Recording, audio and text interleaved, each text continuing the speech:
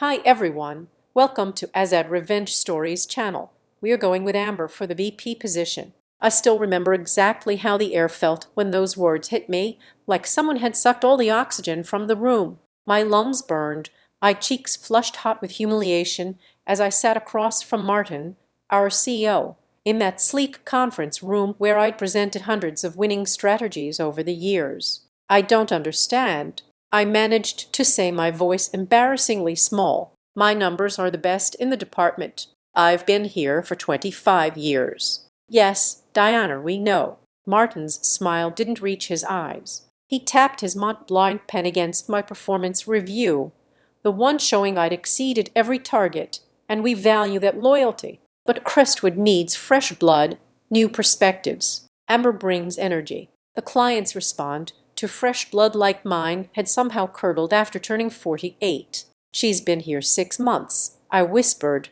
feeling something crack inside me. I built those client relationships. I trained her. Martin leaned forward, lowering his voice like he was doing me a favor. Look, this isn't personal. The board feels Amber's more aligned with where we're heading. The tech landscape moves fast. We need someone who can keep up. Keep up, as if I hadn't been sprinting ahead of everyone else for decades. I nodded mechanically, stood up on legs that didn't feel like mine, and walked out past the glass-walled offices where everyone pretended not to watch, past Amber's desk where she sat with her perfect blonde topknot, already changing her email signature to include Vice President of Client Relations. My position, my life. Hi, I'm Diana Mercer, 48 years old, mother of two college-aged kids I raised mostly alone after my ex-decided fatherhood cramped his entrepreneurial spirit. Career woman who believed that excellence would always be rewarded. Fool who gave her prime years to a company that discarded her the moment her crow's feet became visible in video calls. Before I dive deeper into what happened next, because trust me, this story takes some turns even I couldn't have predicted. Take a second to like this video and subscribe. I read every comment, so tell me where you're watching from. I never thought I'd be sharing something this personal online, but after what happened, I realized keeping quiet only protects the wrong people. Let me back up a little. Crestwood Technologies wasn't always the soulless place it became. When I joined at 23, fresh out of college with a marketing degree and student loans crushing my shoulders, it was a scruffy tech consulting firm with big dreams. 15 employees crammed into an office above a Chinese restaurant, the smell of kung pao chicken perpetually wafting through our vents. I was hired as an assistant account manager, but within 3 years, I was handling our biggest clients solo. By 30, I was bringing in accounts that transformed us from local outfit to regional player. By 40, my client portfolio was worth over $200 million annually. I got married somewhere in there, had kids, got divorced when Tom decided his cycling instructor understood him better than his workaholic wife. Through it all, Crestwood was my constant, my identity, my security. Martin joined as CEO 8 years ago, when our founder retired. He came from a bigger firm with slick presentations about disruption and youth culture. Suddenly, our offices were renovated with nap pods and cold brew on tap. Our average employee age dropped by a decade. I adapted, learned TikTok, changed my wardrobe, worked harder, stayed later, never complained when 20-sums were promoted around me into newly created positions with vague titles and higher salaries. Play the long game. My friend Vivian advised over wine nights. You know the clients, you have the relationships. They can't replace that. I believed her. Stupid right. When our VP of Client Relations announced his retirement, I thought my moment had finally arrived. I'd been doing half his job already for years. Clients asked for me by name. My performance reviews were flawless. Then came Amber Chen, 28, Stanford MBA, former collegiate volleyball player with legs for days and that effortless confidence of someone who's never been told no. Martin hired her personally as a senior account strategist and started inviting her to leadership meetings within weeks. I trained her myself, introduced her to our key accounts, shared contact information I'd cultivated for years, showed her our systems, our processes, our shortcuts. Because I'm a team player. because I thought demonstrating my leadership would prove I deserved that VP title. 6 months later, I sat in that conference room while Martin explained why I was too old for the job I'd essentially been doing already. That night, I sat in my car in the parking garage for 2 hours, unable to drive home, unable to face my daughter, Emmer, home from college for spring break, who'd already texted, "Did you get it?" with excited emojis. I couldn't bear to tell her that mommy wasn't valued anymore, that all those missed birthdays and school plays I'd sacrificed for work meant nothing in the end. I finally drove home in a daze, told Emma I was fighting a migraine, and locked myself in my bathroom, stared at my reflection, the lines around my mouth, the gray I carefully covered every 3 weeks, the slight softness under my chin that hadn't been there 5 years ago. Is this what failure looks like? I whispered to myself. The next morning, I put on my armor, my best blazer, extra concealer, a smile that hurt my face, walked into the office like nothing had happened, congratulated Amber with words that tasted like ash in my mouth. "I'm so excited to learn from you," she said, eyes wide with what looked like genuine admiration. "You're literally a legend here." A legend. Like I was already part of the company's ancient history.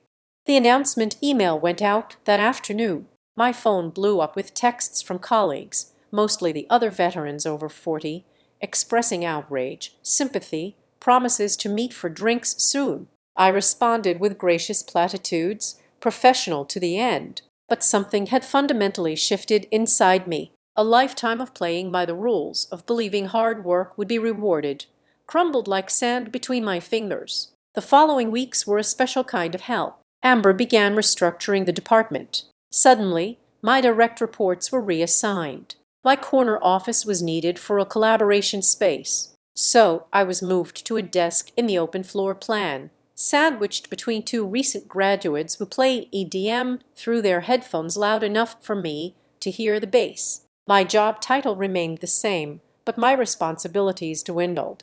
I wasn't invited to strategy meetings anymore. Clients I'd worked with for 15 years were officially transitioned to younger account managers under Amber's supervision. "We want to make sure our clients have continuity if you decide to retire," Martin explained when I finally confronted him as if 48 was one step from the nursing home. I started having panic attacks in the shower each morning.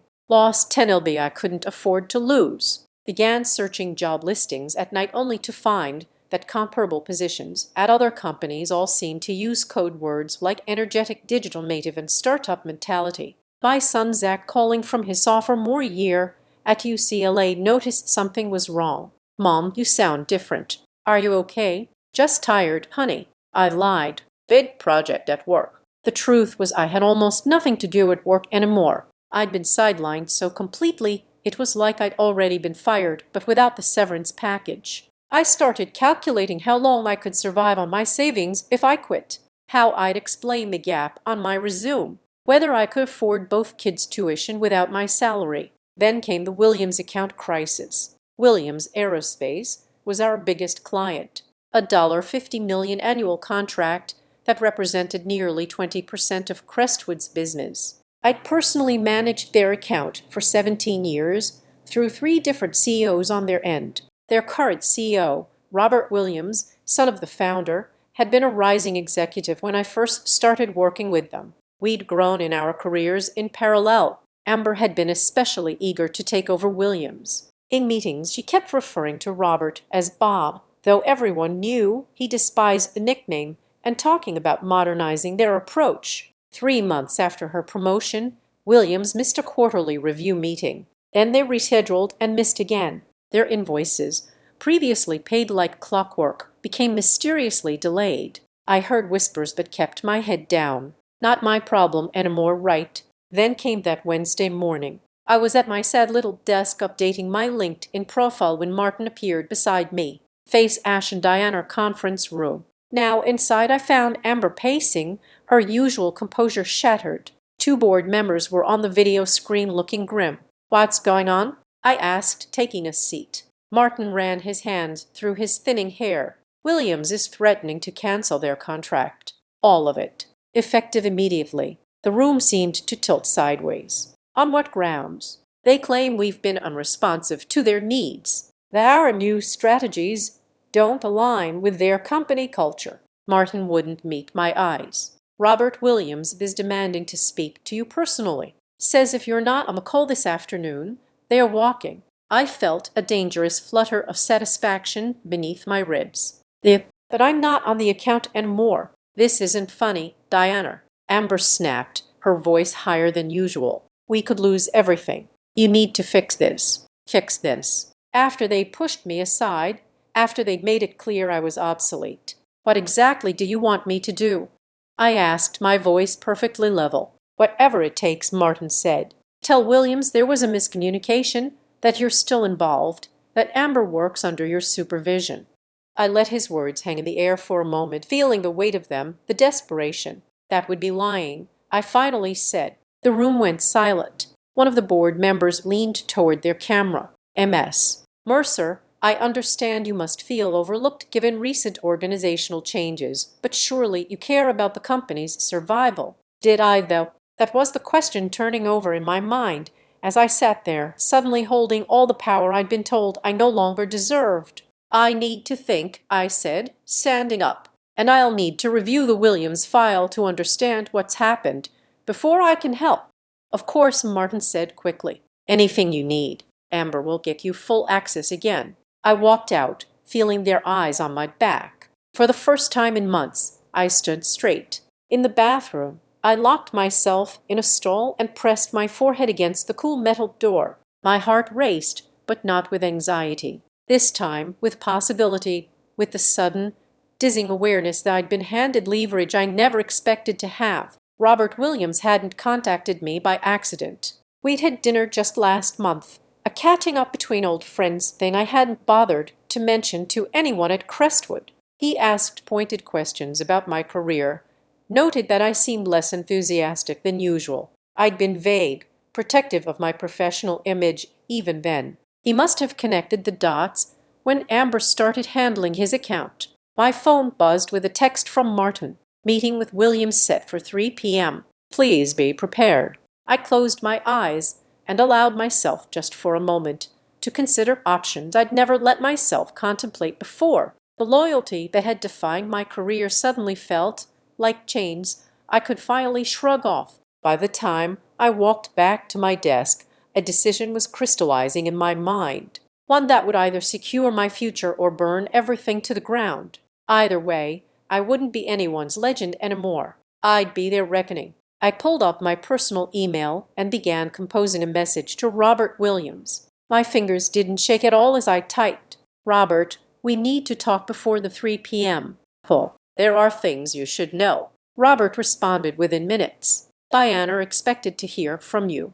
Call my private line ASAP. I glanced around the office. Amber was huddled with Martin in his glass-walled office, both gesturing frantically. No one was watching me. I grabbed my purse, walked calmly to the stairwell, and called Robert once the heavy metal door closed behind me. This explains so much, he said after I'd laid out the situation, my demotion, and everything but name. How I'd been systematically pushed aside. The new proposals from Crestwood are garbage. Complete misunderstanding of our needs.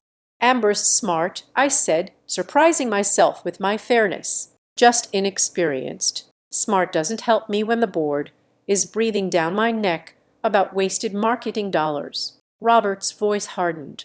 Look, I didn't call just because I miss working with you, though I do.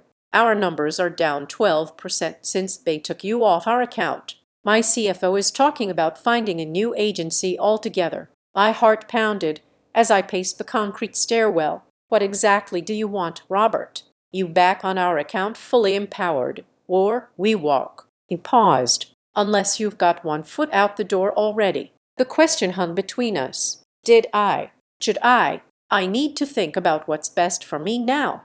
I answered carefully. We'll think fast. I meant what I said. If you're not running point for us by end of week, we're pulling the contract. And Diana, you might want to check your email more often. There are people who still value experience in this industry. We hung up and I checked my personal email again. 3 messages from competing agencies, all sent within the past month. all with subject lines like opportunity to discuss and confidential interest in your expertise. I'd been so busy trying to save my position at Crestwood that I hadn't even noticed the recruiters circling. For the first time in months, I felt the genuine smile form. I had options. I had leverage. I had power. Walking back into the office, I felt like a different person than the one who'd left minutes before. Martin spotted me and waved me into his office urgently. "What did William say? Have you spoken to him?" His forehead glistened with sweat.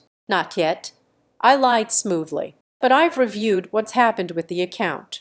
Mind if I sit?" I took the chair across from his desk without waiting for permission. The power chair, the one visitors rarely got to use. "We don't have time," Martin began. "Actually, we do," I interrupted, enjoying the startled look on his face. "The call's not for 3 hours, and before I salvage this situation, we need to be clear about terms." Amber, who had been standing by the window, turned sharply. "Terms? Yes." I crossed my legs, adjusting my blazer. "If I'm going to convince Williams to stay, I need to know exactly what my role will be moving forward." Martin's relief was visible. He thought this was just a negotiation for a better title, maybe more money. "Of course, Diana, we value your contribution enormously." "Stop." I held up a hand.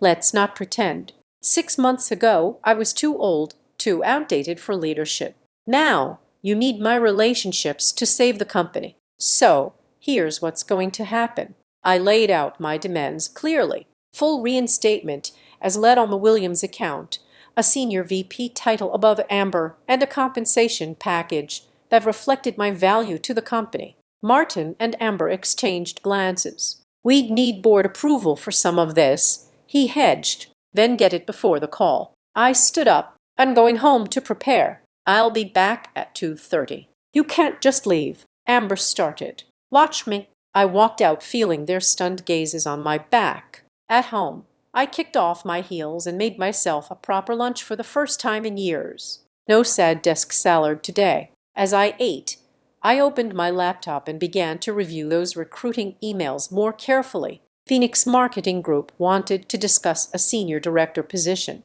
Meridian Consultants mentioned bringing your client portfolio.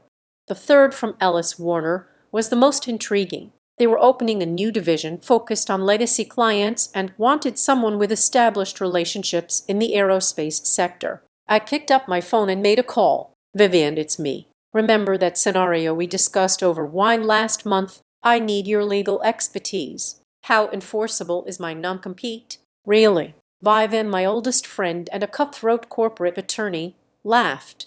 "Depends how badly you want to burn the bridge, honey. Let's just say I've got matches and gasoline ready." By the time I walked back into Crestwood at 27, I had 3 meetings scheduled with competing agencies, a clear understanding of exactly how to navigate my non-compete clause, and a secondary email sent to Robert Williams with some interesting attachments. Martin, Amber, and now the full executive team waited in the conference room. A contract sat at my place, the promised promotion and raises already signed by the board chairman. Diana Martin's smile was too wide, too desperate. "We're so pleased to offer you this enhanced role. The board met virtually and unanimously approved everything you asked for." I picked up the contract, flipped through it without sitting down. "Thank you. This looks comprehensive." Relief flooded his face. "Excellent. Now about the Williams call. I've been thinking about how to approach this," I said, placing the unsigned contract back on the table. "And I believe honesty is the best policy." The room temperature seemed to drop 10. "What does that mean exactly?" asked our CFO, Garrett, his eyes narrowing. "It means I'm going to tell Robert Williams the truth, that I was pushed aside because of my age, that the company values youth over experience, that I was excluded from leadership because I didn't fit the image Crestwood wanted to project." Martin's face drained of color. "That would be extremely unprofessional, would it?" I tilted my head. "More unprofessional than what happened to me. More unprofessional than lying to a $50 million client about who's actually running their account." "You can't possibly," Amber started. "I absolutely can." I cut her off. "Unless." "Unless what?" Martin demanded. I pulled my own document from my bag and slid it across the table. "Unless you sign this instead." It wasn't just a revised employment contract. It was a separation agreement. 3 years' salary, a severance, full benefits continuation, and most importantly, a complete waiver of my non-compete and non-solicitation clauses. "You're quitting." Martin looked bewildered. "After fighting for the promotion." "I'm not fighting for a promotion," I corrected him. "I'm fighting for what I'm worth, and Crestwood has made it abundantly clear that it doesn't value what I bring to the table. So, yes, I'm leaving. The only question is whether I leave with Williams Aerospace as a client or whether I help you keep them." The executives exchanged panicked glances. Garrett picked up my separation agreement, scanning it with growing alarm. "This is extortion," he sputtered. "This is business," I replied calmly. "You taught me that loyalty means nothing. Consider this my final lesson learned." The Williams call was scheduled to begin in 7 minutes. I could practically hear the executives' minds racing, calculating the cost of my severance against the loss of their biggest client. "We can discuss a counteroff," Martin began. "No counter-offers," I interrupted. "Sign or I tell Robert everything." "Diana." Amber's voice was quiet now, all the confidence drained away. "I never meant to save it." I checked my watch. 5 minutes. Martin grabbed the agreement, scrolled his signature with a shaking hand, and shoved it toward the CFO, who did the same. One by one, the executives signed, their faces a mix of fury and defeat. I took the document, verified all signatures, and tucked it safely away. "Thank you for your prompt decision." Then I sat down at the conference table and dialed Robert Williams on speaker just as the clock hit 3-0. "Robert, it's Diana Mercer. I have the Crestwood executive team here with me." "Diana." His voice boomed through the speaker. "Good to hear your voice. I was beginning to think they were holding you hostage." I smiled at the executives' uncomfortable faces. "Not at all. In fact, we've been having a productive conversation about the future of the Williams account." For the next hour, I walked Robert through a transition plan, one where I would personally oversee his account for the next 3 months to ensure continuity before Amber took over completely. I praised Amber's strategic thinking while emphasizing the need for her to better understand Williams' specific needs. I was the consummate professional. By the end of the call, Robert had agreed to stay with Crestwood for now, with quarterly reviews and the understanding that I would be available for consultation even after the transition. When the call ended, the room sat in stunned silence. "You saved the account," Martin finally said. "After everything, you still saved it." I honored my commitments. I corrected him. "Something this company should try sometime." I gathered my things and stood up. "My resignation is effective immediately. I'll have my personal items out by end of day. HR can mail my final check." "Where are you going?" Amber asked, her voice small. I paused at the door to a company that understands that experience isn't a liability. It's their competitive advantage. 3 months later, I sat in my new corner office at Ellis Warner, where I'd been hired as executive vice president of their newly formed legacy client division. My salary was 40% higher than my highest earnings at Crestwood. My team was diverse in every way, including age. My phone buzzed with a text from Robert Williams. "Contract's up for renewal next month. Crestwood's latest proposal is underwhelming. Free for lunch Thursday." I smiled as I typed back, "Always time for you, Robert." The official ethics policy at Ellis.W. Warner prohibited poaching clients from former employers for 12 months after hiring, but there was nothing that prevented clients from following a trusted advisor on their own initiative, especially when that trusted advisor had legally exited her non-compete clause. My assistant knocked on my door. "Your daughter's on line 1." I picked up. "Emmer, how's the internship going?" "Amazing," she gushed. "Mom, my supervisor says I have a real shot at a permanent position after graduation." "That's wonderful, honey. It's because of you," she said, her voice softening. "Watching you stand up for yourself, start over. It taught me so much." I blinked back unexpected tears. "Everything I did was for you and Zach." "I know, but you also did it for yourself." That's the part I needed to see. After we hung up, I walked to my window overlooking the city. The The same city where I'd spent 25 years building someone else's dream. Now, finally, I was building my own. My phone buzzed again. A news alert. Crestwood Technologies had announced a restructuring after losing three major accounts. Their stock had dropped 17% on the news. The article mentioned that Martin had stepped down as CEO. I didn't feel the vicious satisfaction I'd expected, just a quiet certainty that justice sometimes arrives on its own schedule. The following week, Amber Chen sent me a LinkedIn request with a message. I learned more from watching you leave than I did in all our time working together. If you ever have an opening on your team, I'd love to talk. I considered it for a long moment before accepting her connection, not her implied request. She still had lessons to learn, but the acknowledgement of what had happened. Because the truth is, revenge wasn't about destroying Crestwood or hurting Amber or Martin. It wasn't even about the money, though the financial security was sweet vindication. Real revenge was finding my worth outside the company that discarded me. It was discovering that the relationships I'd built were mine, not theirs. It was walking away on my terms, head high, future secure. At 48, I wasn't too old. I was just getting started. And that, my friends, is the most satisfying revenge of all. I invite you to subscribe to the Azad Revenge Stories channel, like this video, and support me further by hitting the hype button so the story in this video can be heard by many more people. Thanks to all.